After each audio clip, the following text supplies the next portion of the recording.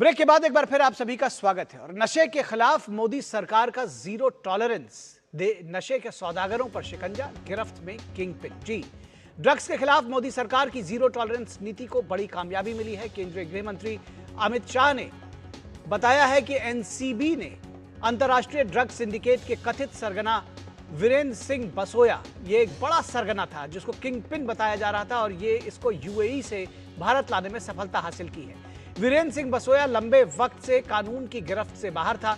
वो विदेश में रहकर ड्रग तस्करी के बड़े नेटवर्क को संचालित कर रहा था। उसकी भारत वापसी को ड्रग तस्करों के नेटवर्क को तोड़ने की दिशा में बड़ी कार्रवाई माना जा रहा है। बसोया का नाम करीब 13,000 करोड़ रुपए के ड्रग केस से जुड़ा है। इस मामले में दिल्ली, गुजरात समेत कई जगहों पर बड़ी मात्रा में ड्रग्स बरामद हुई थी। जांच में अंतर्राष्ट्रीय नेटवर्क के तार सामने आए थे। देश में ड्रग्स की समस्या को जड़ से खत्म करने के लिए नई नीति और दृढ़ शक्ति के साथ सरकार सामने आई है। सरकार का फोकस सिर्फ ड्रग्स की खेप पकड़ने तक नहीं है, बल्कि पूरे नेटवर्क और उसके किंगपिन तक पहुंचने पर है। तस्करों, सप्लायरों, फाइनेंसर्स और उसके मददगारों पर एक साथ कार्रवाई करने की रणनीति अपनाई जा रही है। केंद्र सरकार ने ड्रग्स के खिलाफ अगले 3 साल तक नेशनल एक्शन प्लान भी वो सामने लेकर आई है। इसमें इंटेलिजेंस शेयरिंग, एजेंसियों के बीच बेहतर तालमेल और सिंथेटिक ड्रग्स के नेटवर्क पर विशेष फोकस है।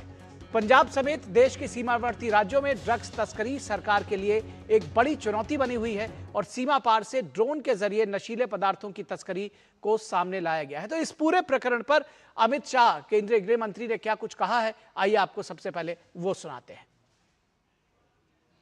ड्रग की डिटेक्शन, नेटवर्क का डिस्ट्रक्शन, कल्प्रिट का डिटेंशन और एडिक्ट का रिहेबिलिटेशन, ये 4 सूत्र पर ही हम सफल हो सकते हैं। पीट, एनडीपीएस और संपत्ति जब्त करने के कानून के अधिकार का उपयोग करने में जो आदतन गुनहगार है, हमें कोई झिझक नहीं होनी चाहिए। और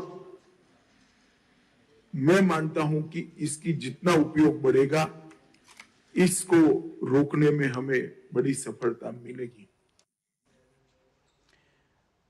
और इस पूरी खबर पर बातचीत करने के लिए हमारे साथ हमारे संवाददाता नीरज सिंह मौजूद हैं। नीरज, कितनी बड़ी कामयाबी है इसको आप देखते हैं, और जिस तरह से बार बार ये कहा जा रहा है कि zero tolerance towards drug menace, कैसे ये नीति अब कारगर हो रही है?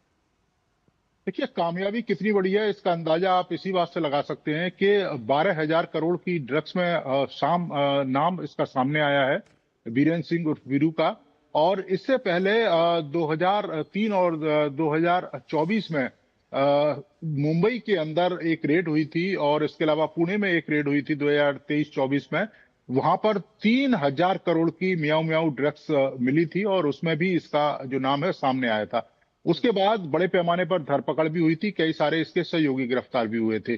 अभी कुछ समय पहले महिपालपुर में भी दिल्ली पुलिस की स्पेशल सेल ने रेड करी थी, और जहां कई किलो कह सकते हैं कि जो कोकीन है वो बरामद हुई थी, और उसके बाद इसके कई सारे जो सहयोगी हैं उन पर शिकंजा कसा।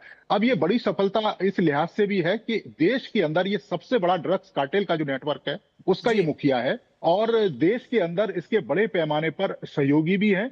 अब इसकी गिरफ्तारी के बाद उन सहयोगियों पर शिकंजा है वो भी कसा जाएगा, क्योंकि कई सारे राज्यों में इसके तार फैले हुए हैं, और इसके साथ साथ इंटरनेशनल लेवल पर भी ये ड्रग्स के कार्टेल को ऑपरेट करता है। सिंगापुर हो, थाईलैंड हो, मलेशिया हो, वहां तक इसके तार फैले हैं। तो निश्चित तौर पर जब इससे पूछताछ होगी तो और भी बड़े नाम और भी बड़े जो चेहरे हैं वो सामने आएंगे।